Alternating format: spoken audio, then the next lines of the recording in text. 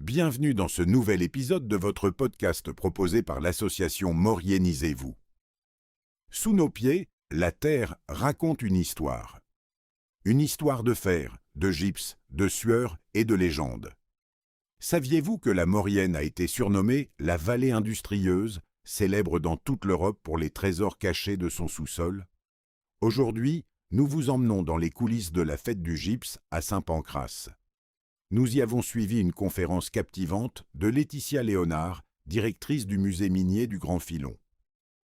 Au programme de cet épisode, oubliez vos idées reçues sur la différence entre une mine et une carrière. Nous allons voyager dans le temps de la mystique épée du Randal qui puise ses origines dans le fer de nos montagnes jusqu'aux défis ultramodernes du chantier Lyon-Turin. Nous parlerons de la vie de ces paysans mineurs qui ont façonné notre identité, mais aussi des couleurs spectaculaires et des dangers du monde souterrain. Alors, coiffez votre casque, allumez votre lampe et laissez-vous guider au cœur de la roche mauriennaise. Bonne écoute. Bonjour à tous. Et je crois que sinon on peut encore plus se rapprocher parce que s'il n'y a vraiment pas d'écran, l'idée ça va être... Sinon je ferai passer ou j'essaierai de faire des zooms, je sais pas, ma foi. Ah, je peux peut-être mettre quelque chose dessous, un gros livre, un carton, ouais.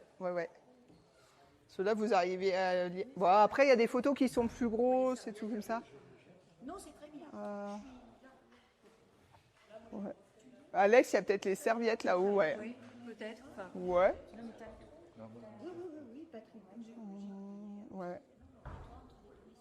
Oui, parce que pour mon fan club, merci à ceux qui reviennent.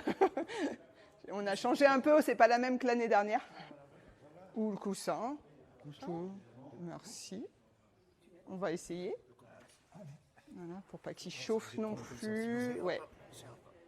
Comme ça. Ouais, mais comme ça, il est derrière. L'inverse. Après, ouais. Là, ça va comme ça. Et le carton, ça sera mieux parce que pour le ventilateur, il faut un truc dur dessous. Non, mais entre les deux, je pensais. Ouh là là. Non. Que le carton. Ouais, parce que sinon, le ventilateur, il ne ventile pas avec un tissu. C'est dangereux de mettre un ordi sur un tissu. Ce l'ordi, après, il chauffe. Oui, sinon 2 blocs de gypse. Donc les cailloux peuvent aussi servir de support, on va dire. C'est ça, quoi. Donc bienvenue ici, bienvenue sur la fête du gypse.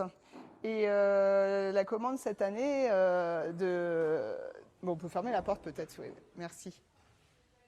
Pour le collectif, c'était de présenter le reste des cailloux de Maurienne et puis surtout aussi comment on travaille à plusieurs. Parce qu'il y en a qui ne savent peut-être pas, qui sont en vacances. Il y en a qui ne savent peut-être pas parce qu'ils me disent ah, mais j'habite là, mais je ne suis jamais sortie parce qu'on ne prend jamais le temps de visiter ce qu'il y a autour de chez nous. Et l'idée, en fait, c'est de valoriser un peu le patrimoine de notre vallée, qui est, qu'on le veuille ou non, une vallée industrieuse. Et qui est devenue célèbre et qui l'est toujours dans l'histoire de l'Europe, parce qu'il y a aussi un support, un substrat, qui est différent ici que dans d'autres parties en fait, de la France, de l'Italie ou de l'Europe. Et c'est pour ça qu'il faut donner un peu d'importance à tous ces cailloux qu'on a sous nos pieds et sur lesquels des fois on marche même sans les remarquer, qui nous semblent peut-être normaux, bateaux. Il faut quand même faire attention où on marche, hein, pas se faire mal. Oui, c'est ça. Parce que tous les jours on marche au même endroit et on trouve que les cailloux c'est normal qu'ils soient gris comme ça, ou un peu blanc là, ou un peu rouillé là-bas. Mais en fait, en s'y attachant plus précisément et en creusant un peu, sans le mauvais jeu de mots, on s'aperçoit qu'en fait, ça fait la richesse du territoire. Donc là, on m'a demandé de faire une intervention en une demi-heure, parce qu'il y en a peut-être qui vont à la randonnée juste après. Comme ça, vous pouvez. Ceux qui voudront papoter, on peut aussi. Et je serai sur le stand aussi tout demain matin. Et on aura des bénévoles qui continueront aussi tout demain après-midi à vous expliquer d'autres choses, quoi. Donc l'idée, un peu pour remettre tout ça, si ça passe, un petit éclairage sur les dessous de la vallée. J'ai fait exprès de mettre des lampes acétylène à l'ancienne pour dire que, bah oui, à l'ancienne, on pouvait aller creuser la montagne. Et on peut encore visiter comment c'est dessous à certains endroits. Mais c'est aussi pour remettre la définition, parce qu'il y en a plein qui pensent que les mines vont être souterraines et les carrières vont être à ciel ouvert, alors que pas forcément. Il y a des mines à ciel ouvert et il y a des carrières souterraines. En fait, la différence entre mine et carrière, c'est la substance. Les mines, c'est pour ce qui est stratégique, donc les métaux, le charbon ou le sel. Des fois, dans certains endroits, peut-être un peu les marbres ou les ocres, s'il y a une forte valeur économique. Si le seigneur ou le propriétaire veut sa part dessus, en gros, quoi. Et les carrières, ça va être pour tout ce qui est moins stratégique, et vous pouvez avoir le droit aussi d'exploiter en direct, suivant les législations et les époques. Hein. Donc ça va être des carrières d'ardoise, on dira plus ardoisières, des carrières de sable, de pierre à chaux, de pierre à ciment, et de gypse. Gypse, anhydrite, suivant la qualité, on y reviendra, quoi. Parce que c'est un petit peu le thème du week-end. Donc, si on fait un petit tour, juste pour se repérer, parce que est-ce que tout le monde est maurianais ? Non. Donc, on va repérer la carte de Savoie. Alors, pour savoir à peu près où on est, en général, on vise la poule que forment nos deux rivières. Vous voyez la tête de la poule là, hop, et puis le ventre de la poule là, ça fait nos deux vallées, la Tarentaise et la Maurienne, pour situer sur toutes les cartes géographiques. Vous avez le Léman, un gros lac en plein milieu de l'Europe, et à chaque fois, en dessous, vous cherchez au niveau de l'hygrographie une petite poule, et vous savez que vous êtes en Savoie. Ça recale toutes les cartes.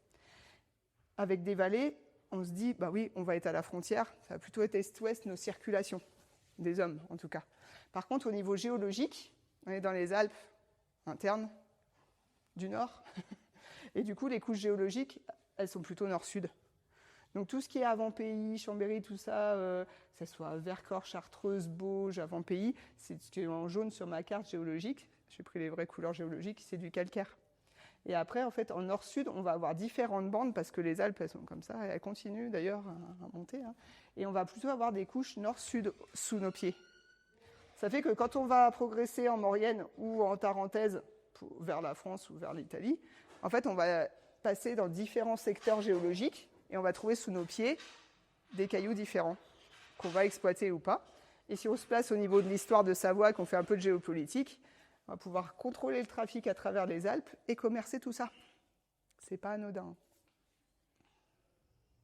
Donc là, je vous ai juste remis une petite intro spéléologique, parce que je fais partie du Spéléo Club de Savoie.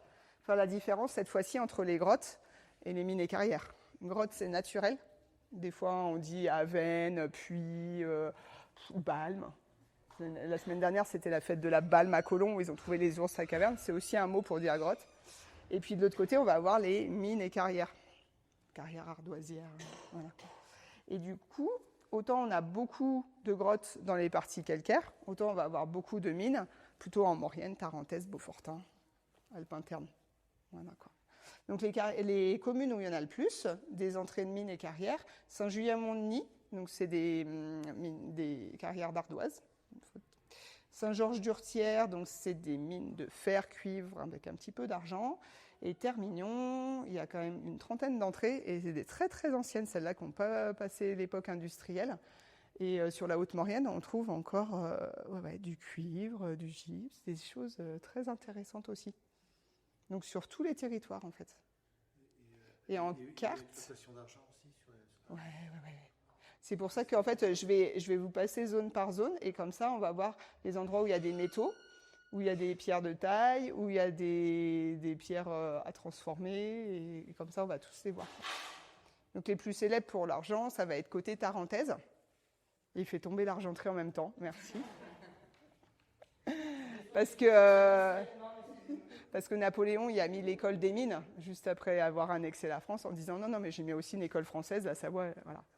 Donc, pour ceux qui sont bien versés dans le sujet, il y a le congrès des sociétés savantes à Moutier cette année, parce que Pézénancroix-Moutier, c'était jumelé pour l'école des mines.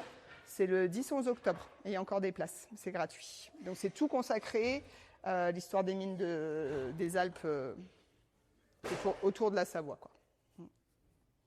Donc là, vous voyez moins, mais ça correspond à nos bandes géologiques. On a mis en fait des points de couleur. Par exemple, les mines de charbon, elles vont plutôt être prises dans des couches calcaires parce que le charbon, c'est de la décomposition en fait de bois, surtout. C'est pour ça qu'il y a du méthane, qu'il y a du réseau, des choses comme ça, quoi. Alors que là, il y a une autre bande géologique qui était plus foncée. On va trouver, que ce soit à l'entrée de la Maurienne ou à l'entrée de la Tarentaise ou au début du Beaufortain, des mines métalliques et ainsi de suite. Après, on repassera dans la zone des charbons, dans l'autre zone métallique et vers la Vanoise. avec des cailloux tous différents. Donc voilà, c'est cette carte que je cherchais. Vous voyez, plus clair, moins clair. Les mines, elles vont plutôt être, du coup, plus sur les Alpes, en termes de ce qu'on disait. Donc la définition de minerai, ce que les mineurs cherchent dans la mine, normalement là tout le monde a le vocabulaire, c'est une roche économiquement intéressante. Ce que me disent les gamins des fois quand ils visitent la mine, se dire madame ton caillou là je le vends, je me fais de la thune. Ouais, t'as compris le principe. Passer à la boutique à la fin, voilà, c'est ça. Non. Parce que c'est important de remettre cette définition parce qu'il y en a plein qui me disent par exemple dans la mine de fer, mais l'encaissant, c'est du quartz. Mais le quartz, ça peut servir, c'est de la silice. Il y a des entreprises qui l'utilisent. On fait des montres à quartz, même si on connaît que le vocabulaire. Je dis, bah non, pour nous, en fait, c'était pas intéressant à l'époque de nos paysans mineurs de l'exploiter. Il faut toujours avoir la notion économique derrière, quoi. C'est la nouvelle option au bac, c'est ASGGSP. Je ne sais pas si vous avez des ados dans votre entourage. Et il y a de plus en plus d'enfants, en fait, qui prennent cette option parce que c'est plus soit sciences économiques, soit histoire, soit géo, avec un petit peu d'histoire et on n'a plus le temps de faire la géo et on ne connecte jamais à l'économie. Maintenant, HGGSP, c'est histoire, géo, géopolitique, sciences politiques. En fait, il faut connecter et avoir vraiment une vue d'ensemble pour savoir à quoi vont servir les cailloux, à quelle époque, et jusqu'à notre époque. Hein. Il y en a qui me disent « cette mine, elle est fermée depuis quand, ou depuis quand, ou depuis quand ?» En fait, la vraie question, c'est quand est-ce qu'elle a failli rouvrir ? Et la dernière fois, pour certaines mines, c'était dans les années 70, quand j'étais petite, il y avait déjà eu un choc pétrolier. Ça rappelle un peu l'actualité d'aujourd'hui, en fait. Donc la notion de minerai, c'est vraiment une roche qui est économiquement intéressante à un moment, suivant le territoire. La nomine, pour un comte ou un duc qui a envie de battre monnaie, il a dû faire de l'argent du cuivre sur place, il bat monnaie, il devient un comte, duc, roi de Piémont-Sardaigne. Après, c'est toute la notion, il y a une conférence il n'y a pas très longtemps, je ne sais pas si elle a été captée à Chambéry, sur la notion d'un minerai, est-ce qu'il est intéressant, est-ce qu'il est en tension, est-ce qu'il est rare ? Peut-être qu'il est intéressant pour vous, moi j'en ai plein, je ne sais plus quoi en faire. Ça... Peut-être que c'est en tension parce que je ne veux pas vous le vendre, mais ça ne veut pas dire qu'il est rare dans un autre endroit en fait. C'est toute la géopolitique. Et au niveau mondial, il y a 3 pôles. Un qui est tenu un peu par les Chinois, l'autre par les Américains et l'autre par les Européens. Et les substances, elles ne sont pas forcément en tension ou rares ou recherchées, suivant en fait si on a des réserves ou pas, ou si on est en bon terme avec ses voisins pour les échanger ou pas. Et en gros, il y en a quelques-unes qui sont vraiment au cœur des tensions parce que tout le monde les veut et qu'il n'y a pas beaucoup de réserves. Ou alors qu'on a des réserves mais qu'on n'a pas la chaîne pour les transformer. Parce que même si on rouvre à l'heure actuelle, on pense à la mine de lithium dans le centre de la France, il faut attendre encore au moins 10 ou 12 ans pour qu'ils construisent des usines de traitement qui vont avec. Parce que sinon, on peut exploiter la mine pour exploiter la mine, mais si on n'a pas la chaîne qui va derrière, on manque en fait toute la valeur ajoutée qui est derrière. Et on attend. Pendant ce temps-là, il y en a d'autres qui vont faire monter les cours ailleurs parce qu'eux, ils ont pris de l'avance. C'est vraiment de la stratégie. Vous croyez faire de la géologie aujourd'hui ? En fait, non. On fait un cours de géologie. Donc, si je vous fais continuer, on a des... Oui, ça aurait été mieux en vrai, mais vous pouvez retrouver sur YouTube des exploitations anciennes. Il y a le département qui a fait faire des fouilles aux archéologues dans les mines de la Colombière. Donc, si vous allez sur le site du patrimoine, de la conservation du patrimoine de 73, vous allez retrouver ce petit film qui explique que les archéologues, en fait, retrouvent des traces très, très, très anciennes. Alors, il y a des tags là de 1795, mais c'est des tags vraiment début préhistoire aussi, et des exploitations sur Bramant. Alors que Bramant, on se dit, ça a dû être occupé en dernier, s'il y avait encore des glaciers. Non, non. Dans les écrits, on a des traces depuis l'époque romaine. C'est Pline, l'ancien. Repris par Pline le Jeune après. Les Alpes sont très très connues déjà pour le cuivre et le bronze à la préhistoire. En ce moment, il y a une belle exposition au musée Savoisien sur l'âge du bronze. Et puis il y en a qui sont beaucoup plus récentes. Les dernières, c'est les années 70-80. Il y en a, vous les avez peut-être déjà vues au bord du chemin. Parce que là, vraiment, la carrière de gypse, on voit les gros trous comme ça quand on est au bord de la route principale. Là, c'est quand on passe entre Saint-Jean et Saint-Michel-de-Maurienne. Calypso, là. Ou à la Calypso, on les voit bien les trous. On devine même les conduites à l'intérieur. Ah, ouais. Pierre à chaud, pierre à ciment, voilà quoi. Bah, sur le stand demain, je vous ramènerai le gros livre pour faire commune par commune si vous voulez regarder chaque substance et tout, quoi. On les a quoi. Donc là, si je vous fais voir quelques photos, je ne sais pas si ça rendra, mais sinon, on prend le temps de le refaire à la fin. Donc on a fait l'inventaire de toutes les mines et carrières souterraines avec le Spéléo Club de Savoie, sous couvert du Spéléo Secours français, pour savoir où elles sont. Parce que dans l'actualité, vous avez peut-être déjà vu, il y a moins d'un mois, là, à Chambéry, un gars qui coupait l'herbe dans son jardin, il y avait un trou de 2 mètres. Puis le lendemain, c'était 4 mètres. Et puis sur le lendemain, c'était 8 mètres. Et puis en profondeur aussi. En fait, il était sur l'entrée de la carrière qui a soutiré, quoi. Voilà. Et donc le maire a répondu, vous inquiétez pas, ça fait 11 ans qu'on a le plan, que le Spéléo Secours nous a fourni le plan parce qu'on leur avait demandé. Et ils savaient exactement quelle partie de la mine et quelle profondeur et combien de camions ramener pour reboucher le trou. Et ils savaient très bien, d'ailleurs, ils nous l'avaient fait faire à l'époque quand on a refait la révision du plan d'occupation des sols pour voir si c'était constructible plus loin ou pas. Et il y a quelques maisons qui avaient leur jardin sur l'ancienne implantation de la carrière, mais il n'y avait pas de maison dessus. Et c'est pour ça que ce n'est pas constructible plus loin, d'ailleurs. Et heureusement. La baisse, c'est de la pierre à chaud, là-bas. Mais l'année d'avant, c'était une route tarentaise, je ne sais plus où ça montait. Et c'était au bord aussi de la route, et du coup, ça s'est tout effondré au bord de la route. Et du coup, on nous a demandé de recalquer tous les plans de mines qu'on avait fait comme ça sur les réseaux routiers, et pas que sur les plans d'occupation des sols. Donc ça a été fait aussi. Des fois, on oublie. Hein. L'autoport qui monte au tunnel du Fréjus aussi. Il y a un des piliers, ils mettaient plus de béton que les autres. Puis beaucoup plus. Beaucoup plus. Puis ils se sont dit, bon, c'est juste qu'il faut mettre plus de béton dans ce pilier. Et puis, je ne sais plus, c'était 8 ou 10 ans après, il y a un énorme ruisseau tout rouillé, tout orange, qui a dévalé dans Modane pendant 3 jours. En fait, avec le pilier supplémentaire, en fait, il était en train de boucher une mine. Et puis, ça s'est chargé en eau. Et puis, ça a commencé à se déliter. Voilà. Et puis, au bout d'un moment, c'était trop en eau. C'était pas prévu pour être un barrage. Et puis, ça a pété, ça a vidangé. Mais bon. Donc, c'est pour ça qu'on a des données et des photos, en fait, et qu'on les tient à jour sur toutes les mines. Donc là, je ne sais pas si ça va vraiment beaucoup rendre. On fera passer l'ordinateur à la fin, et sinon, je l'ai en version gros livre sur le stand demain, si vous voulez regarder par rapport à chaque carrière. Parce qu'évidemment, suivant les roches, on va avoir des couleurs plus ou moins jolies, et c'est là qu'en général, on fait waouh. Alors, si on est dans le zinc, on va être sur des blancs, bleu clair. Si on est dans des cuivres, ça va plutôt être sur des bleus, verts, azurite, malachite. Si on est dans tout ce qui est ferreux, on va être sur du orange clair, linarite, plus rouillé après. Et puis dans le cas de la mine de fer des Urtières, c'est mélangé à du manganèse, donc on va sur les violets noirs, quoi, carrément. Et du coup, ça nous fait des coulées un petit peu les couleurs, quoi. Évidemment, dedans, il y a aussi toutes les substances qui vont avec. Donc des fois, il y a de l'or, mais des fois, il y a de l'arsenic. Donc il faut faire attention aussi à ce qu'on fait.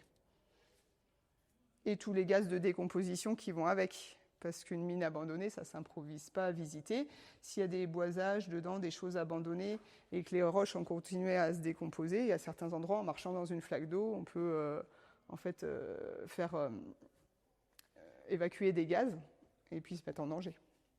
Donc tout ce qui est exploration souterraine, c'est vraiment par des gens qui sont des spéléologues avertis, en fait, vraiment aux dangers différents. On n'est pas dans une grotte, on est dans une mine et ça évolue pas pareil. Et du coup, ça nous fait des beaux reportages et des connaissances aussi pour ceux qui sont en surface. Je ne sais pas si vous voyez, là, c'est l'Argent, Argentine, la seule commune qui s'appelle Argentine, qui est au début de la vallée. C'est la seule de France, parce qu'il y a des argentières ailleurs. Et ça brille comme de l'argent, ouais. Il y a des beaux lacs très, très, très bleus, waouh, plein d'arsenic, ça va bien avec. Oui. Du talc aussi. Parce que quand je dis on a toutes les couleurs, toutes les substances, on a aussi toutes les duretés. Hein. Donc du talc qui s'effrite sur lui-même jusqu'au... Non, on n'a pas le diamant. Il faut qu'on travaille ça. Peut-être qu'on recherche. Sur l'échelle de dureté des minéraux, qui va de 1 à 10, c'est le talc le plus friable. Donc ce qui est plus à regarder de près, mais vous verrez tout à l'heure peut-être, c'est le nombre de boisages. Parce qu'il faut boiser à gauche-droite comme d'habitude, mais aussi au plafond, mais aussi au sol pour pas que tout explose. Très, très dangereux. Après, on va sur les gypses ou les ardoisières qui n'ont pas une bonne tenue mécanique. Et puis, jusqu'aux mines de fer, nous, on est déjà à 7 sur 10, c'est déjà pas mal. Hein. On a vraiment de tout. Et du coup, on a des paysages très différents entre très friables comme ça et des très costauds. Comme on disait, avec les plans, soit d'époque, soit plus récents. Et là, ouais, je ne sais pas si vous le voyez bien, ouais. Avec aussi de temps en temps du matériel minier dedans. En général, c'est plus profond. Parce que si on va juste se balader, comme au début des sentiers des mines ou des ardoisiers, on va encore voir quelques vestiges, mais vous vous rendez bien compte que c'est plus facile en fait de reprendre ce qui est près des portes pour le referrailler et l'emmener ailleurs que d'aller le chercher loin. Donc si on veut vraiment des reportages comme ça, comme certains ont été faits, c'est qu'il fallait faire les photos plus loin. Sans se perdre. Je ne sais pas si vous voyez un peu les labyrinthes dans tous les sens, et sans faire tomber les murs d'époque. Et puis, une donnée qui est importante aussi, c'est que la nature reprend ses droits. Donc, je ne sais pas si vous voyez en vous posant.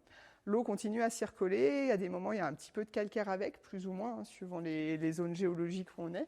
Et en fait, ça redépose un peu de calcaire qui s'est chargé ou pas en minerais, en minéraux dissous, je veux dire plutôt.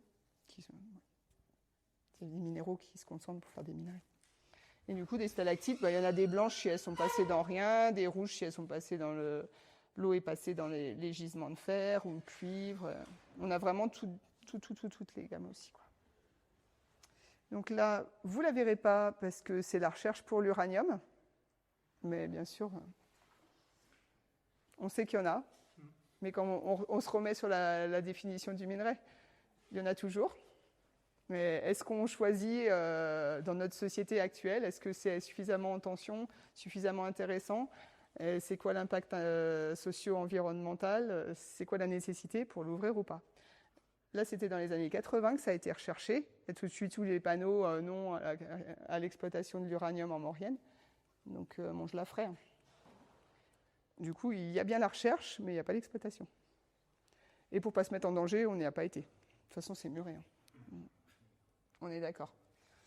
Donc du plomb argentifère sur la chambre Montvernier, côté plus quand on monte dans la Maurienne. Vous avez peut-être déjà vu le wagonnet qui est dans le rond-point à la sortie de la chambre, ou à l'entrée de la chambre. C'est dans quel sens? Voilà, c'est à Saint-Abre. C'est à Saint-Abre la chambre. Le wagonnet tout noir comme ça pour symboliser. Oui, du plomb et du zinc. Saint-Jean-de-Maurienne, ça m'étonnerait que vous l'ayez vue parce qu'elle est complètement verticale, elle est au-dessus de la piscine. Quand vous descendez de la vallée, vous pouvez regarder la montagne, on voit une grande fracture, c'est un puits de 800 mètres quasiment. Et la mine, en fait, qui est juste à côté, pour le plomb argentifère, elle est complètement verticale aussi. Elle ressort juste derrière la piscine. C'est éboulé en bas. Mais sinon, pour y aller, il faut vraiment être dans la montagne. Il y a des filets autour pour pas que les gens tombent dedans, et sinon, il faudrait des cordes. Ça veut dire qu'à l'époque, ils se donnaient les moyens d'exploiter aussi. Sur le secteur Saint-Jean-de-Maurienne, il y a deux parties. La partie où on est plutôt pour le gypse, et sur le côté en face, un tout petit peu en décalé avec Villargondran, Saint-Julien-Mont-de-Nice, c'est tout ce qui est ardoisier. Donc là, pour le gypse, je ne sais pas si vous voyez le petit trait jaune là et là. Je vous l'ai remis avec ce monument aux morts, parce que là, vous allez avoir beaucoup d'explications sur la façon dont on fait actuellement avec les prises en compte environnementales, le suivi des ouvriers, comment on se met en sécurité. Mais il faut savoir que les premières exploitations, elles étaient souterraines. Donc en fait, là, c'est le report du petit train qui était dessous et des carrières qui étaient souterraines. Et c'est là qu'il y a eu des morts. Et ce monument aux morts qui est dans le virage de la tour de la Fournache, c'est le seul de Maurienne qui n'est pas dédié à une guerre. C'est parce que les hommes sont restés dessous. Ce sont des exploitations rive droite. Voilà. Tout ce qui était rive droite, c'était souterrain. Et on peut vraiment faire la différence entre ce qui était à l'époque et ce qu'on a maintenant, qui n'est plus du tout la même chose, en ciel ouvert. Donc là, en plus, vous avez les panneaux de l'extension. Ça a été mis à jour aujourd'hui pour ceux qui ont fait la visite la dernière fois, ou sinon il y a des visites demain.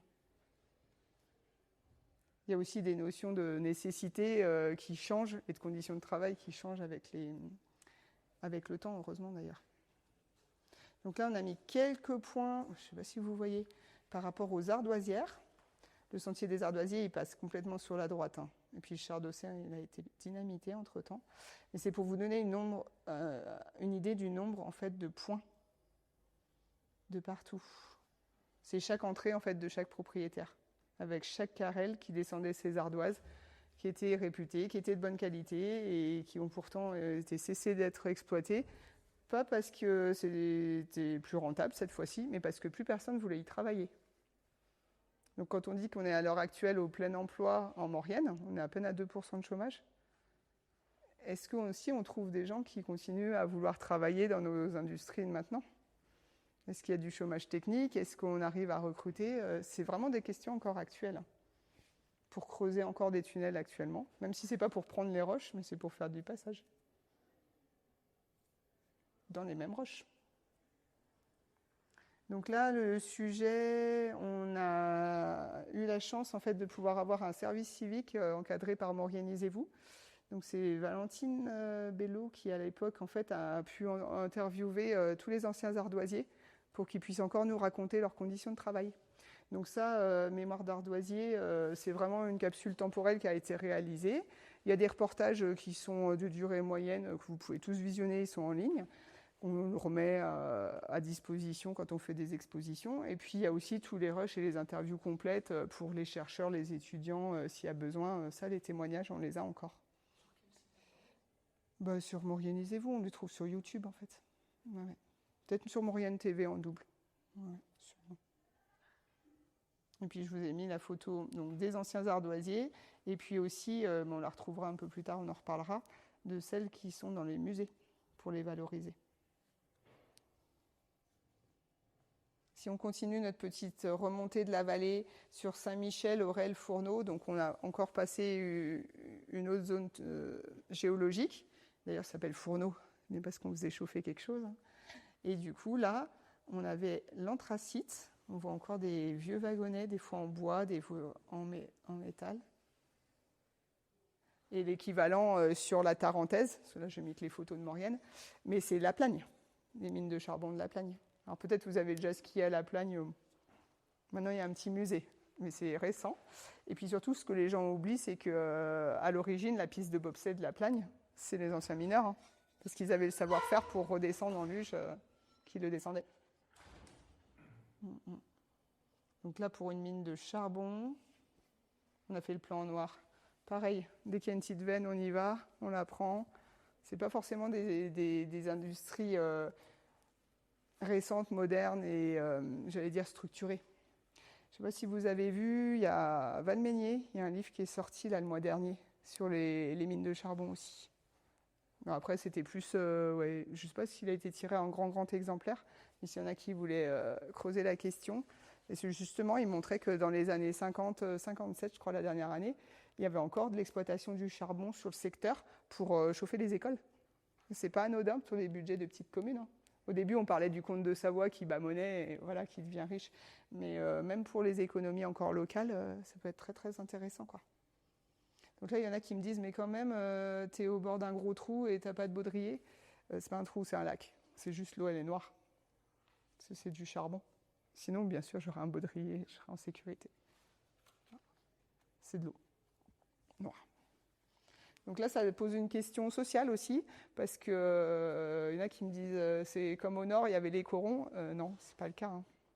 Il n'y a pas de grande industrie paternaliste, à part l'industrie Schneider, vraiment sur les mines des Urtières.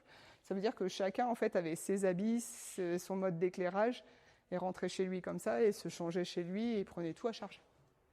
Parce que sinon, dans les grandes mines qu'on a du Nord, on a un peu les références. Ils passent tous à la salle des pendus, ils suspendent leurs affaires de la mine, ils prennent tous la douche, ils rentrent chez eux. Là, c'est pas le cas. C'est vraiment, il faut imaginer une activité complémentaire à ce qu'ils font déjà dans la vie, que ce soit à l'usine ou en paysan, et qui se débrouillent avec les moyens du bord pour la plupart. Hein. Minier comme à Sarrazin, mais quand même des baraques. Alors, ouais. Des ouvriers qui ne redescendaient pas d'où ils sont. Oui. Moi, je l'ai mis, je crois, la mine des Sarrasins après. Parce que là, on était, j'allais dire, en Basse-Maurienne ou alors la Chambre, Saint-Avre, on est encore en fond de vallée. Là, ça commence à monter. Et quand on est sur le secteur des Sarrasins, donc la pointe des Sarrasins, la mine, elle est quasiment en dessous du col des Sarrasins. Alors, il y en a qui me disent que c'est la plus haute d'Europe, non, de Maurienne. L'équivalent de l'autre côté, vous voyez les lacets de l'Alpe d'Huez. Même si vous n'avez jamais été à l'Alpe d'Huez. La station de l'Alpe d'Huez, la mine, elle est en haut de l'héliport.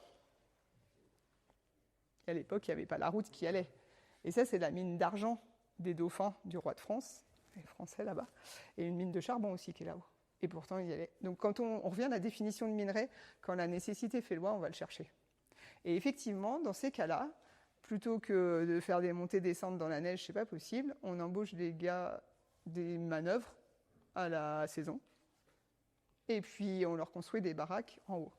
Et en fait, c'est la chaleur de la mine, s'il fait 2 ou 6 degrés, qui chauffe la baraque qui est vraiment accolée à la sortie de la mine. Comme ça, s'il fait moins 20 dehors, eux, ils sont ravitaillés en nourriture par câble, mais ils restent vivre là-haut, effectivement. Donc là, oui, je vous l'ai mis, la mine des Sarrasins, il me semblait bien. On voit là encore l'ancienne baraque. Il y a un moment, on voit l'entrée de la maison. Et évidemment, il ne faut pas aller dans la mine. Il y a la petite fontaine, là, on peut la voir, ce n'est pas dangereux, mais plus loin, en fait, ça l'est. Tout simplement, là-bas, ce n'est pas parce que le plomb argentifère, l'encaissant ou la roche va être plus ou moins costaud, comme c'était le cas des ardoisières où ça peut tomber, ou le talc qui est friable. Là-bas, le problème, c'est que la mine a été creusée dans le permafrost. Pergélisol, je ne sais jamais comment on dit en français, en anglais, voilà. Enfin, dans une roche qui était gelée toute l'année. Mais maintenant, il y a le réchauffement climatique. Ça fait que ça ne reste pas gelé toute l'année. Et il y a les 3/4 en fait, des galeries qui se sont effondrées parce qu'elles ne se maintiennent plus par rapport à l'altitude. De toute façon, elle était déjà marquée gazée à l'époque, il n'y avait pas toutes les circulations d'air, donc en plus avec les effondrements, c'est vraiment pas celle où il faut y aller. Et heureusement, à l'époque, on avait déjà fait des photos. Là, c'est des charrettes à porteurs. Non, je ne dis pas charrettes, brouettes. Non, caisse, il n'y a pas de roue. Rien que la caisse, en fait, déjà, elle fait son poids, donc je mettais les cailloux dedans. Il ne faut pas s'imaginer les mêmes rythmes de travail, en fait, et les mêmes réalités, je pense que maintenant, quoi, c'est inconcevable. C'est vraiment pas la même chose, quoi. Donc, ce que je vous disais, par exemple, la galerie qui est marquée Galerie des Joyaux, c'était toute l'année de la glace, en fait, à l'intérieur, alors que maintenant, ça ne l'est plus. Et puis si on retourne sur la Haute-Maurienne, donc ce que je vous disais qui existe en vidéo, c'est les archéologues qui se retournaient à Bramant, donc le cuivre. Donc là, c'est la grotte mine de la Columbia. Évidemment, il y a des exceptions. Des fois, il y avait des grottes naturelles qui ont été remplies d'autres choses, par des glaciers, par des remplissages. Donc ils pouvaient être des grottes naturelles recreusées par les hommes, quoi. Donc celle-là, celle de la Colombière, elle est bien connue depuis longtemps, quoi. Donc si on a fini notre petit tour, il n'y a plus qu'à se demander... Est-ce qu'on creuse encore aujourd'hui? Et pourquoi? Donc là, nous, sur le secteur des Hurtières, on a une dame, ça fait 3 ans qu'elle fouille les archives, elle sort un livre, La fièvre du cuivre, pour montrer que dans les années 70-80, ça a failli rouvrir en fait, l'exploitation de la mine de cuivre des Hurtières et la mine en Beaufortin. À l'époque, ça titrait dans le journal Le Katonga français. Oui, dans les années 1970, juste après la décolonisation, et puis avec les 2 chocs pétroliers, on se demandait comment on allait faire avec les ressources de France métropolitaine. Et ça a failli rouvrir. Et puis des fois, on recreuse aussi, soit pour capter l'eau, soit pour encore faire des tunnels. Mais du coup, comment valoriser, il ne faut pas dire déchets, il faut dire résultat d'excavation. Parce que même pour creuser le tunnel euro-alpin de Lyon à Turin, TELT,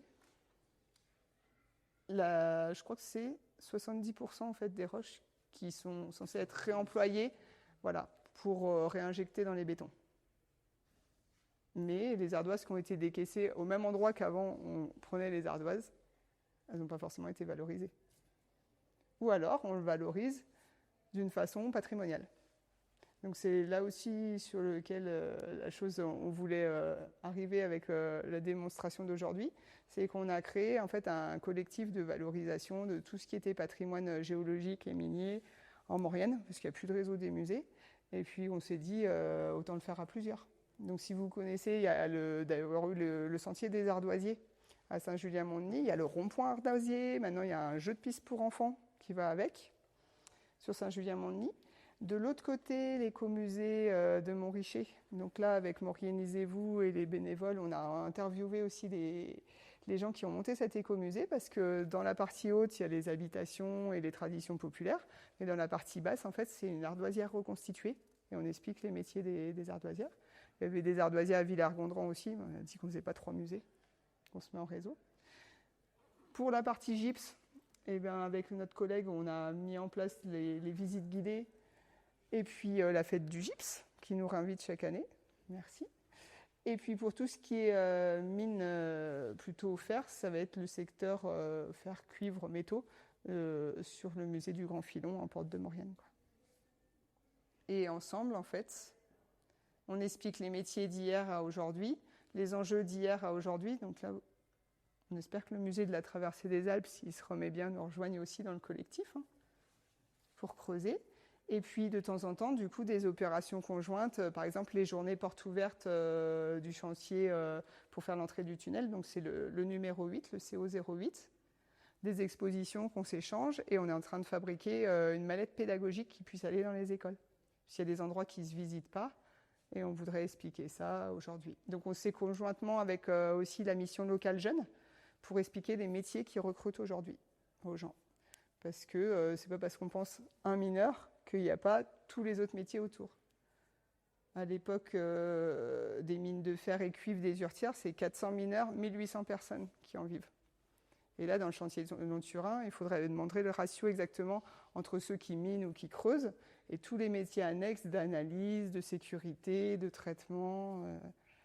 Et puis, il faut aussi des gens qui font à manger, il faut des docteurs, il faut des maîtresses. C'est toute l'économie locale, en fait, qui est impactée, quoi.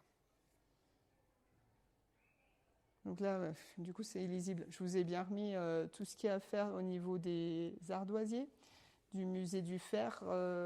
Donc, dans le cas du Grand Filon, c'est soit partie à visiter musée, village des mineurs, c'est vraiment faisable pour tout le monde, et soit la partie sportive pour aller voir les mines plus loin.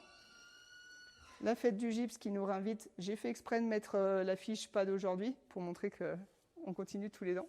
Excusez-moi, est-ce qu'il y a des personnes qui partent en rando? Ouais, j'avais dit que je finissais pour la rando. Et on a fini le tour, ouais. Et puis, on vous invite du coup à voir tout l'été la malle pédagogique, l'exposition en fait qui explique ça. Et du coup, vous aurez plus d'images que là. Si vous venez à l'exposition temporaire du musée, donc en accès libre, mais aux horaires d'ouverture du musée, du coup, à Saint-Georges-d'Urtières. Donc là, on a mis la liste un peu de tous nos partenaires. On espère de plus en plus impliquer des entreprises et aussi des politiques. Et comme je vous disais, la mission locale jeune, des associations aussi qui nous suivent. Ici, c'est une association, hein, le comité des fêtes de Saint-Pancrace. Il y a aussi les écomusées, bien sûr. Et puis l'association Mauriennisez-vous qui nous a fait nous rapprocher et qui sert à ça, en fait, à rapprocher les gens et à faire connaître, valoriser la vallée. Si vous voulez aller plus loin, du coup, on aura les livres sur le stand demain. Et puis, il y a tout ce que je vous ai cité comme vidéo. Et puis, comme on n'a pas vu grand-chose là, si vous voulez me laisser votre mail, je peux vous l'envoyer, en fait, pour que vous puissiez regarder les photos peut-être un peu mieux aussi, quoi. J'avais dit que je faisais plus vite que d'habitude parce qu'il y en a qui partaient, mais si vous voulez qu'on regarde là maintenant ou s'il y a plus de questions, je sais que c'était la dernière, hein, ouais. Ça sera mieux comme ça, quoi. Je remets la première. Donc bonjour, je m'appelle Laetitia. J'aurais pu commencer par ça, en fait. Voilà, quoi. Donc moi, depuis 2 ans, 3, je suis directrice du musée minier, mais à la base, c'était mon job d'été dans mon village. Moi, le grand-père de ma grand-mère était mineur. Et j'ai découvert le sport, la spéléologie, donc le seul sport qui allie découverte du milieu et sciences, quand j'ai commencé à travailler là-bas. Donc maintenant, je suis membre du Spéléo-Secours français et on tient à faire beaucoup de prévention. Parce que la grande tendance en ce moment, c'est je pète le cadenas et je veux faire une belle photo à mettre sur Instagram ou TikTok. Et on tient vraiment à faire de la pédagogie là-dessus en disant si un cadenas, c'est pas pour empêcher tout le monde d'y aller, c'est parce qu'il y a un risque et qu'on veut que les gens en fait rentrent en toute sécurité, en sachant, en connaissance de cause. Si c'est des gens qui font des reportages dans toute la France ou qui veulent nous aider à tenir l'inventaire, au contraire. Donc l'année prochaine, c'est prévu aussi des études biospéléologiques, des exercices spéléosecours, parce qu'on n'imagine pas la Savoie comme un département minier. On pense à ce qu'il y a plein de grottes, il y en a plein dans le Granier, il y en a plein dans les Bauges et tout, mais il y a aussi beaucoup, beaucoup de mines, quoi. Combien de kilomètres de Garé? Oh là là, j'ai Référencé, on va dire. un millier d'entrées, avec des communes où il y en a 50, 60. Elles sont toutes répertoriées, les mines, Oui. en savant toutes. Donc on a fait l'inventaire entre 2000 et 2002 pour la première version du livre, avec Robert Durand, le très gros, là où il y a vraiment beaucoup d'images. Et on a fait la mise à jour 2005, il me semble. Donc dans le premier, c'est marqué il y a environ 800 entrées de mines, et dans le deuxième, il y a plus d'un millier de mines, 1100 je crois. Et on a fini de faire le tour des archives. Il y a des gens qui nous renvoient des choses. Vous connaissez ça, il y a un trou dans mon jardin, et on essaye de construire le Club Med, on ne peut pas, c'est tout mou en dessous de Valois. Ah bon? Bah oui, il y avait des mines de charbon en dessous. Et en général, on les a. Ouais, ouais. Ou c'est vraiment des toutes petites galeries. Ouais. Mais on prend tous les renseignements et toutes les explications de mouvement terrain pour tenir nos fichiers à jour. Ouais. En général, c'est des animaux qu'on nous envoie chercher dans les fissures. On espère que ça ne soit pas des gens, quoi. On ne va pas se mettre en danger. C'est toujours l'aventure minière, mais que ça soit une belle aventure, quoi. Si ça vous intéresse, le syndicat de Pays de Maurienne a mis en place une extension de la Biennale de Maurienne. Et du coup, nous envoie la Compagnie du Chien Jaune la semaine prochaine. Donc, il y a un double spectacle, jeudi soir et samedi prochain. Donc, les deux spectacles, vous pouvez en voir un ou l'autre ou mis bout à bout. Et c'est la Compagnie du Chien Jaune avec des acteurs, des chanteurs locaux, en fait, qui fait un grand spectacle historique pour expliquer le patrimoine minier, notamment des mines métalliques de Maurienne, quoi. Donc le jeudi soir, c'est autour du musée d'Argentine, en bas, parce que il y avait les mines d'argent, puis il y avait les propriétaires des mines des Urtières qui habitaient à Argentine, de toute façon. Et samedi, ça sera au Grand Filon, c'est tout gratuit, et il y aura à manger, à boire. Parce que quand même, effort et réconfort, on a dit, hein. Voilà. Ben, là aussi, c'est les associations qui nous aident à trouver des gens qui veulent faire du théâtre, voilà, et qui ont à cœur d'animer tout ça, quoi. Donc pour les chiffres exacts, là, je l'ai en nombre de cavités, mais je ne l'ai pas en nombre de kilomètres. Faut que je ramène le livre demain. Mais par exemple, les grottes les plus célèbres dans le Mont Granier, tout le monde voit le Granier, là, au-dessus de Chambéry. Ça fait 3 km². Il y a 60 km de galeries dedans, sur plusieurs étages. Nous, rien que la mine de Saint-Georges-d'Urtière, c'est quasiment 22 km d'un seul tenant. Il y a 50 entrées sur 500 mètres de dénivelé. Dedans, il y a 700 carrefours. Pour faire le plan, on a mis une quarantaine de journées. C'est à peu près ça, quoi. Il faut y aller tranquillement. Voilà, c'est ça, quoi. Après, c'est de la passion, hein. Faut être dans son élément, quoi. Comme on dit, le forgeron qui vient faire les démonstrations de forge, il tape toute la journée à l'usine. Il fait 1 heure de route en plein cagnard quand il sort de l'usine. Il fait 35 degrés, il allume la forge et il tape 3 heures pour se détendre. Il n'a jamais mis les pieds dans la mine. Ouais, non, mais j'irai la prochaine fois. C'est pas son élément. Lui, son élément, c'est le feu. Il y a des gens qui me disent « j'ai peur de la spéléo », comme il y en a qui me disent « j'ai peur d'aller mettre la tête sous l'eau ». Alors que moi, la spéléo, justement, je trouve que c'est couper du monde, c'est posé, on doit réfléchir aux éléments parce qu'on n'est pas en milieu dangereux, on est en milieu isolé, qu'on apprend à apprécier, à respecter.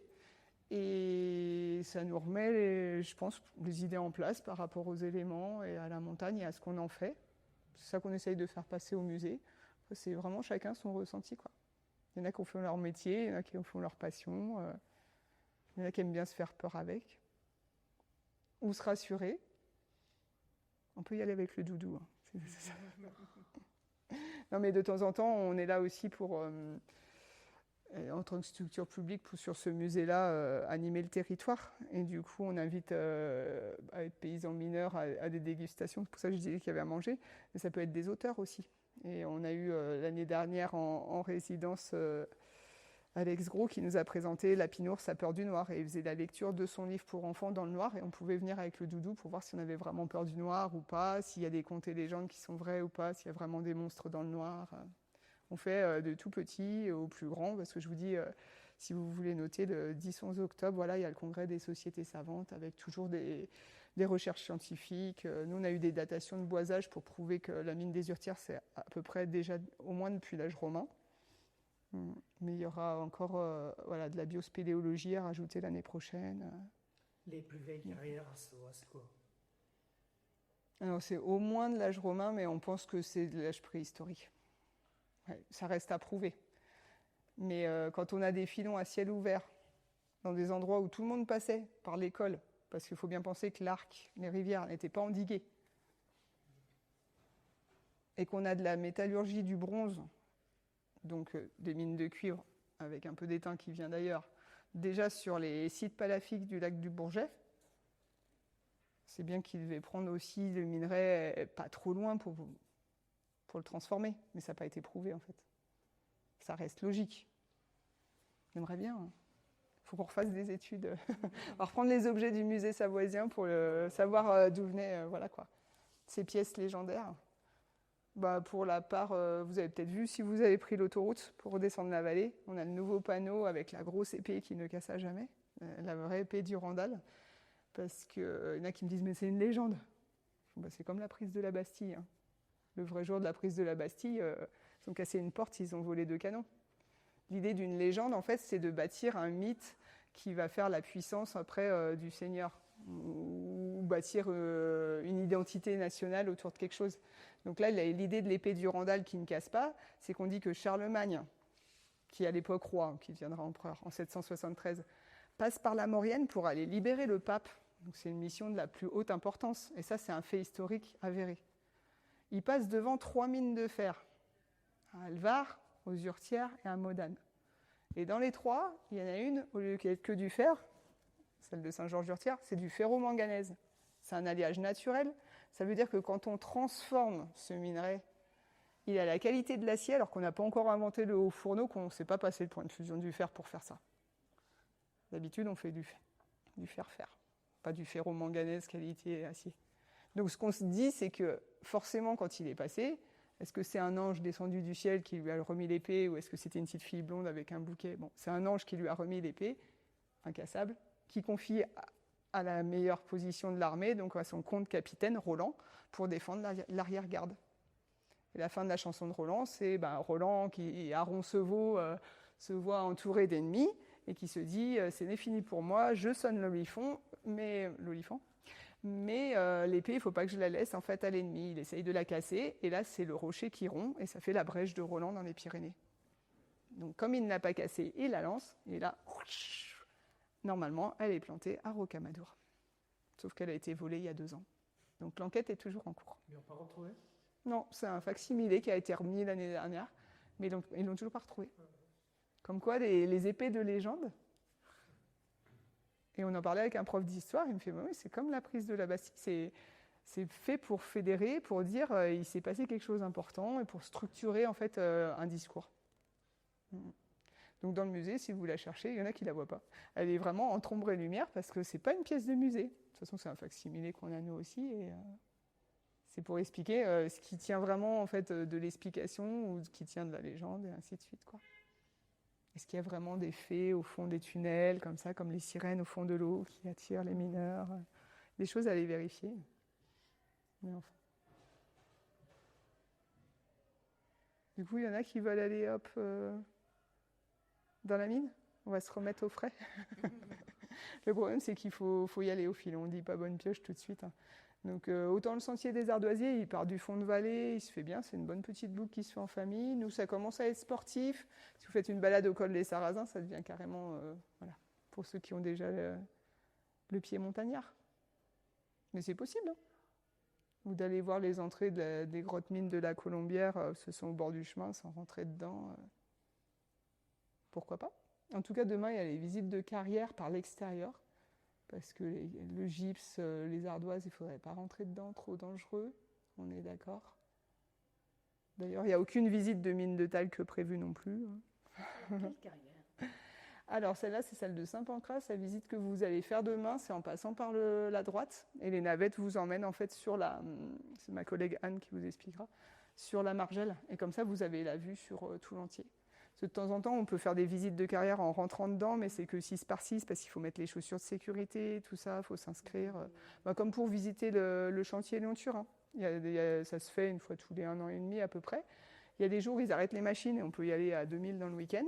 Et sinon, il faut se mettre par petits groupes, 6-8, voilà, un minibus en gros, hein, et prendre rendez-vous et avoir les chaussures de sécurité, les badges pour qu'ils sachent nous repérer dans le tunnel et tout. Ça se fait aussi, quoi, bien sûr. Parce que c'est important, ça répond aux questions des gens. Vous avez peut-être suivi aussi la polémique, est-ce qu'on rouvre les carrières en Haute-Maurienne vanoise parce qu'on en a besoin en fait du gypse. Pour isoler, pour faire du plâtre, pour faire plein de choses avec. Mais est-ce qu'on veut aussi l'impact socio-environnemental? Est-ce qu'on trouvera des gens pour bosser dedans? Est-ce qu'on se dit non, on est à l'entrée d'un parc naturel national? Du coup, on ne le fait pas. C'est quoi la pression? On en revient à la définition du début, en fait. Surtout que nous, les arbitrages. En Maurienne, on est quand même touché. Bon, on a quand même tous les camions qui passent et les travaux. On est une vallée de passage depuis... On a tous les travaux du Lyon-Turin. Donc, plus les carrières, c'est vrai qu'à un moment donné, ça commence à faire beaucoup. Alors, soit on imagine qu'on a une richesse, et il y a des époques c'était une richesse, soit on imagine qu'on veut garder maintenant et que, puisqu'on nous impose du commerce international, peut-être que justement, ces roches-là, on peut les prendre en plein désert ailleurs, où ça impacte moins de population, ou voilà quoi. Parce que ne pas prendre le gypse là, à la porte de la Vanoise, ça veut dire qu'on va le prendre, je crois, au Maroc, à la place, ce qui a été arbitré, à vérifier. Et que peut-être il y a une population qui était vraiment au chômage et que ça intéresse et qui sont bien contents qu'il y ait des investisseurs étrangers qui investissent là-bas, à vérifier. Hein. Mais il me semble que c'était ça l'arbitrage. Hein. Toujours comme ça. Maintenant, c'est à échelle mondiale. L'uranium, c'était ça. L'uranium, c'était ça, voilà quoi. Il y a eu la fluoride aussi. Avec la pollution qu'elle est avec. Hein. Je ne sais pas, mesdames, si vous avez été enceinte en Maurienne, mais nous, ils ne nous prescrivent pas de fluor. Hein. Celles qui habitent en Maurienne. Partout ailleurs en France, on nous prescrit du fluor. Ouais. Et les pollutions qui vont avec. Et, il y a eu une époque, ouais, mais pas en Maurienne. Non. Après, je ne sais pas quelle commune vous habitez aussi, et puis même ça impacte tout. Moi, j'ai acheté une maison, apparemment le four à pain, il est du 15e siècle, hein, c'est une vieille maison. Des Urtières. Et pendant 3 ans et demi, là, j'ai pas eu l'eau potable. Parce qu'ils se sont aperçus qu'il y avait un petit peu trop d'arsenic dans les tuyaux. J'en ai parlé à l'ancien propriétaire, il me fait, tu vois, je suis pas mort, hein. J'en ai bu toute ma vie. Hein. Mais ça dépend des normes, et puis des travaux, et puis de ce qu'on exige maintenant, en fait. Voilà, c'est ça. Voilà, quoi. Après, on se dit, un musée, ça coûte cher à une commune, faut d'abord payer le réseau d'eau. Je suis concernée au premier rang, hein, donc je ne veux pas dire le contraire. Ça dépend vraiment en fait de toutes les implications qu'on a, qu'on veut. Et puis aussi pour faire comprendre que on est une vallée industrieuse, qu'on le veuille ou pas, en fait. Et du coup, il y en a qui nous disent non, Lyon-Turin, non, carrière, non. On a des mouvements écologiques, on habite dans un paradis, c'est super beau, faut pas le casser. C'est pas en fait, ça va plus loin que ça en fait. C'est oui, on est d'accord qu'il faut préserver notre environnement, mais si on nous l'impose, comment on rebondit avec cette information? Est-ce qu'on ne demande que des contreparties? Comment on lance le débat? Comment en fait on peut contrebalancer ou pas dans certains cas? Et comment on s'empare du sujet en fait pour peut-être moins le subir ou... Franchement, la question est ouverte en fait. C'est vrai que la base, c'est la richesse géologique qui fait la richesse de la vallée, y compris... Et les embêtements qui vont avec. Oui, mais par rapport à la flore, on a des montagnes, voilà. Oui, parce que la conclusion de l'année de la biodiversité, c'est quand même qu'il fallait dire géodiversité. Parce que la biodiversité, si tu prends que la faune et la flore, non, en fait, il faut penser au substrat. Enfin, votre terroir, votre vin, il a tel ou tel goût parce qu'il y a tel ou tel caillou en dessous. C'est pas la même chose. Il faut vraiment penser systémique. Et ce qui peut faire l'avantage à une époque peut faire l'inconvénient à l'autre. La famille de Savoie, c'est le seul département français, Savoie, que c'est un nom de famille. Hein. À l'époque, d'être portier des Alpes et de gérer le trafic, c'était vraiment du pain béni. Et c'est comme ça en fait, qu'ils ont fait leur position en Europe, alors que c'était des petits comtes par rapport au roi de France, hein, au duc, suivant la période. Alors que maintenant, d'être la voie de passage obligée pour un grand chantier avec une majuscule, hein, en termes de projets structurants comme l'a été le tunnel sous la Manche au niveau français ou maintenant le tunnel autour de Paris, il n'y en a pas beaucoup. Du coup, on passe en politique locale, on passe en... Ouais, c'est ça. Ouais, on est guide du patrimoine, mais en fait, on fait de la politique, de la géopolitique aussi en même temps. Et tout ça prend du temps. Oui, et puis après, c'est à quelle échelle de temps on y réfléchit, quoi. Ouais. Cela, la dame qui va donc sortir son livre sur la fièvre du cuivre en disant ça pourrait rouvrir ou pas dans les années 70-80, ils avaient vraiment tout prévu pour rouvrir la mine. Et du coup, ils n'auraient pas repris le fer qui reste, pourtant de très bonne qualité. Hein. Charlemagne, lui, il aurait continué peut-être à prendre des épées de là, c'est plus rentable. Par contre, tout ce qui est cuivre, lantane, césium, or, là, ça serait intéressant. Alors qu'à l'époque carolingienne, on n'aurait peut-être pas cherché le lantane ou le césium. Je ne savais même pas que ça existait. Ma foi. Il n'y a qu'une seule exception quand même dans toutes les substances que j'ai citées. Il n'y a pas de bauxite. Hein. On est d'accord. Il y a des usines d'aluminium parce qu'il y a beaucoup d'hydroélectricité. Voilà, mais il n'y a pas de bauxite dans les Alpes. Oui. Ou de l'étranger, les beaux en Provence. Ouais, c'est ça, bauxite. Et là, on a la chance d'avoir le seul musée français entièrement dédié à l'aluminium, quand même, à Saint-Michel-de-Maurienne. Parce que sinon, il y a d'autres musées en France, mais qui ne font pas que ça, quoi. Mais il est bien au niveau technique et il est bien au niveau esthétique aussi, même pour ceux qui n'aiment pas forcément le patrimoine scientifique ou industriel. Et en fait, rien que la collection, qu'on se dit que l'aluminium, quand ça a été créé, c'était un métal qui coûtait cher. Des beaux couverts en argent, pour ça je rigolais quand ils ont fait un qui coûtait plus cher que l'or. Même c'est esthétique en fait. On a amené des gamins comme ça qui disaient waouh, mais c'est beau là-bas, je vais aller voir et tout, ça brille. En général, de toute façon, tout ce qui brille. Justement, nous, pour les journées du patrimoine sur le musée, on a invité un cristallier à présenter son métier. Parce qu'en général, la question, c'est les gens, c'est est-ce que je vais trouver des beaux cristaux ? Et non, on va trouver des minerais qui ne payent pas de mine, d'ailleurs. Et on va expliquer la différence entre les minerais, les minéraux, les cristaux, et tout ce vocabulaire-là. Il y en a qui creusent pour trouver des cailloux en eux-mêmes sans avoir envie de les transformer. Qu'on trouve des diamants, mais c'est toujours pas au programme. Hein. Parce qu'on peut dire les diamants, c'est une manne aussi quand on en trouve. Je vous renvoie au film avec Leonardo DiCaprio, c'est ça ? C'est violent. Hein. Ou même en France, hein, l'or en Guyane. Hein. Ça pose un sérieux problème environnemental et sociétal. Hein. Et on est toujours en France. Ah ouais. Par rapport à la géologie locale, est-ce qu'on pourrait trouver du lithium ? On va pas le dire. Par contre, avec Maureen et vous, si ça vous intéresse, on a capté, une conférence sur les gaz de schiste. Parce que ça a été à l'actualité il n'y a pas si longtemps que ça. Et puis, hop, on va pas trop en parler. Hein. S'il y a du charbon, on va le voir. En même temps, ils ne sont pas encaissés dans les mêmes schistes. Il y a plusieurs qualités et tout. Donc, elle est aussi en ligne sur le site de Maureen et vous. Hein. On essaye en fait de provoquer le débat et tout. S'il y a des sujets qui vous intéressent plus, si vous connaissez des socio-professionnels. Comme je disais tout à l'heure, on a promu un auteur. Là, on a une nouvelle cristallière qui se met à son compte, qui fait des rochers polis aussi, tout dorés, de pyrite comme ça. Bon, on la met à la une et puis voilà, comme ça, on fait connaître aussi les cailloux locaux. C'est pas que 3 petits cailloux à shooter dedans, des fois. Souvent, on a la question, mais comment ils font pour découvrir des filons et tout ? Parce que souvent, les gens, dans l'imaginaire collectif, on a la montagne, on a le terrain comme ça, on va faire un puits, on va descendre à la mine et puis on va prendre la veine. Ouais, non, ça c'est Germinal. C'est un terrain minier plat. C'est à Saint-Étienne ou dans le nord ou dans l'est. Là, on est en montagne. Donc on prend ça et puis... Voilà. Donc on monte à la mine. La seule partie plate, ça va être le couloir d'accès. Et après, on va suivre le filon en haut, en bas, en travers, en profondeur. Et on va essayer de doubler les autres. Donc c'est un peu pour ça que vous avez vu des plans, des attaques de partout dans les montagnes. Quoi. C'est pas les mêmes imaginaires, en fait, du tout. Mais pourquoi pas ? Encore plein de choses à faire avec, à découvrir, pas forcément, mais à faire découvrir, à faire comprendre, oui. Ouais. Complètement. J'espère que vous avez passé une belle fête du gypse. Je ne sais pas si vous voulez visiter les carrières, il fallait s'inscrire. Hein. Il y a des départs qui sont déjà pleins.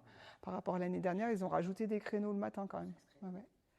Donc, je pense à l'accueil ou à l'office de tourisme. Ouais, ouais, ouais. Il y a des navettes pour vous monter, il y a plusieurs circulations. Il n'y a pas longtemps, il y avait une porte ouverte là, en carrière. Oui, oui, pour expliquer justement, c'est les panneaux tout neufs, ceux-là, par rapport à ceux de l'année dernière, pour expliquer l'extension. Ceux-là, vous avez la première zone, en fait, et puis la deuxième zone. Qui est plus basse. Elle sera plus près en bas de la combe. Voilà, Oui. elle sera plus sur la combe. En C'est important pour les circulations de camions. fait, ils vont les faire passer en haut, les camions, pas en bas.